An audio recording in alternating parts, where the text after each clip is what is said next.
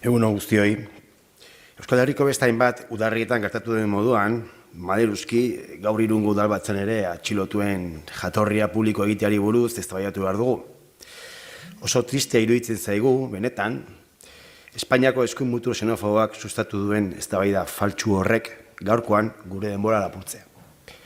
Galdetu dezaiogun geure buruari, zer onura ekarriko dio neurri honek Irungo herritarrei? Segurtasun gehiago izango dugu? Arau uste gutxiago gertatuko dira? Gure ustez ez.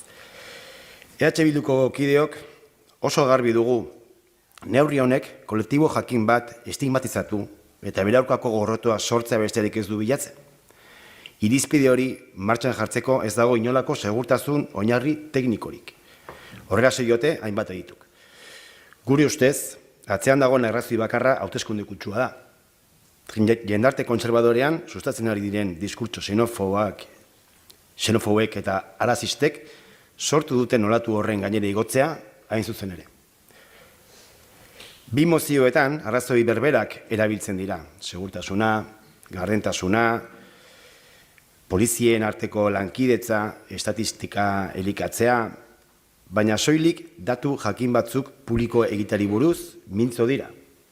Gardentasun interesatua esaten zuen betxolari gazte batek, duela gutxi.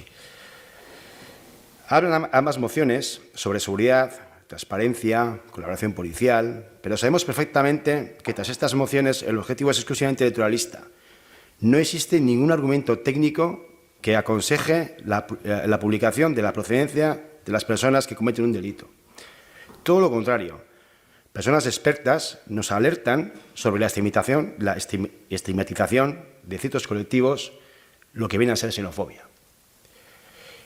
Si de verdad queremos ser transparentes, ¿por qué no se hacen públicos datos sobre la situación socioeconómica de estas personas, los recursos que les proporcionan las administraciones, si han tenido acceso a una vivienda o viven en la calle, en qué zonas o barrios se cometen la mayor parte de los delitos y cuáles son las medidas que han tomado las instituciones? Y creerme, podemos ser mucho más transparentes todavía si además publicamos los datos de todo lo que hemos expoliado en sus países de origen, por ejemplo, ¿no? Es necesario hablar de seguridad. Hablemos de seguridad, pero no caigamos en populismos interesados y hagámoslo fuera del marco discursivo de la ultraderecha racista y xenófoba. Está en nuestras manos, transmitir a la ciudadanía un mensaje alejado de la xenofobia y el clasismo. Pensamos que la medida que se propone en ambas mociones va claramente en sentido contrario y por ello votaremos en contra. Eskerrik asko. Eskerrik asko, Gorka. Nuria.